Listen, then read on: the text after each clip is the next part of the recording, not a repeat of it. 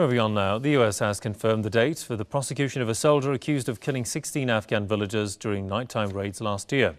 Sergeant Robert Bales is scheduled to appear in court on Thursday. He could face the death penalty if convicted on the March 11 massacre.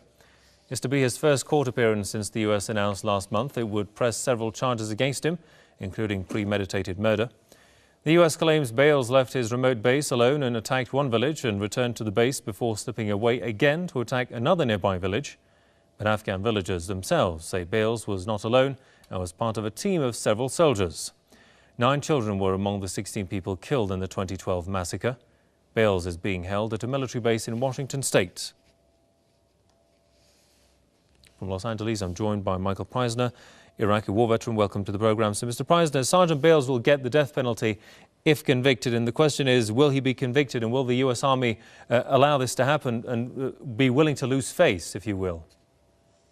Sure. Well, I think that's in fact what the U.S. military wants right now. They want to be able to try Staff Sergeant Bales, punish him, give him a harsh punishment, and say that, we did what we could to make sure that this war is humane for the people of Afghanistan, and when there's a bad apple, we take care of it. But that's really not the reality of what's happening in Afghanistan.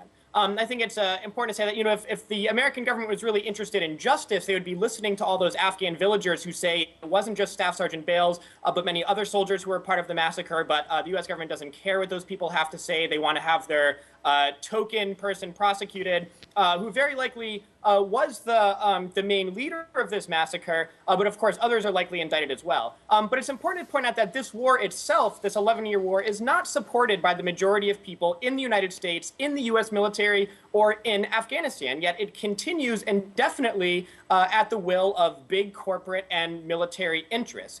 But they have the misfortune of dealing every so often with these massacres or scandals where they have to say, oh, this is out of character of the occupation as a whole.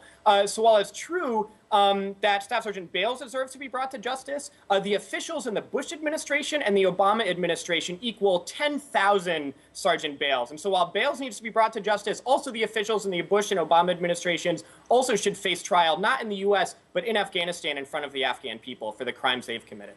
Indeed, and how do you see relations between the US and Afghanistan develop in the foreseeable future? Well, we know that the Karzai government, which has really no support in the country of Afghanistan, is very worried about the potential drawdown of U.S. forces in Afghanistan, because that government can really only exist without the massive propping up of U.S. military support. But, this is a precarious relationship right now. And while people are focusing on incidents like, the Staff Sergeant Bales, they want to treat it like this is one example of where civilians are killed. There wasn't much media attention given to just a couple days ago on January 13th, where U.S. soldiers killed about 7 civilians who were in a mosque.